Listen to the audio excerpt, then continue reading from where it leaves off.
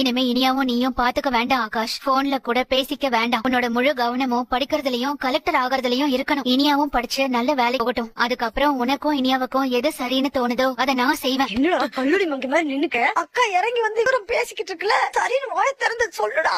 சொல்றா வாய திறந்து. செல்வி இரு, நான் தான் பேசிட்டு இருக்கேன்ல. இது பாரு, இனியா படிப்புல முழு கவனத்தையும் செலுத்துறேன்னு சொல்லிருக்கா. படிப்பை தவிர வேற எதுவுமே இப்போதைக்கு வேண்டான்னு அவ சொன்னா. படிப்பேன், கலெக்டர் ஆவேன், அது வரைக்கும் காதல் கீதல்னு எந்த பக்கமும் நான் திரும்ப மாட்டேன்னு எனக்கு சத்தியம் பண்ணி. உன் மனசுல என்ன ஓடிட்டு இருக்கோன்னு எனக்கு புரியுது. இந்த சத்தியத்தை பண்றது எவ்வளவு கஷ்டம்னு எனக்கு நல்லாவே தெரியுது. தகுதியையோ வசதியையோ காரணமா யோசிச்ச மாதிரி எல்லாம் நான் யோசிக்கவே இல்ல. தகுதி வசதி எப்ப வேணும்னாலும் மாறும். இன்னைக்கு கீழே இருக்கிறது நாளைக்கு மேல போகும், இன்னைக்கு மேல இருக்கிறது நாளைக்கு கீழே வரும். அதெல்லாம் ஒரு விஷயமே இல்ல. உங்க 2 பேரோட வயசையும் இனிமே நீங்க வாழ வேண்டிய வாழ்க்கையும் மனசுல வச்சு கேக்குறேன். இனியா கூட நான் பேச மாட்டேன். படிப்பு தவிர வேற எதுவுமே இனிமே யோசிக்க மாட்டேன். சத்தியமா நான் இனிமே இனியா கிட்ட பழக மாட்டேன். நான் அன்னைக்கு சொன்னதுதான் இன்னைக்கும் சொல்றேன். நீயும் எனக்கு ஒரு புள்ள மாதிரி தான்ப்பா. இனியாவுக்காக நான் இப்படி ஒரு முடிவெடுத்தேன்னு மட்டும் நீ நினைக்காத.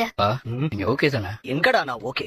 எப்படி இருக்க முடியும்? குழந்தைய பத்தி நான் நிறைய கனவு கண்டுகிட்டு இருந்தேன். நிறைய படிக்கணும், பெரிய இடத்துல அவளை கல்யாணம் பண்ணி வைக்கணும், இப்படி எவ்வளவு கனவு கண்டுகிட்டு இருந்தேன் தெரியுமா? எனக்குமே ஷாக்கிங்கா தான் இருக்கு. சத்தியமா எனக்கு புரியல. she is such a brilliant girl.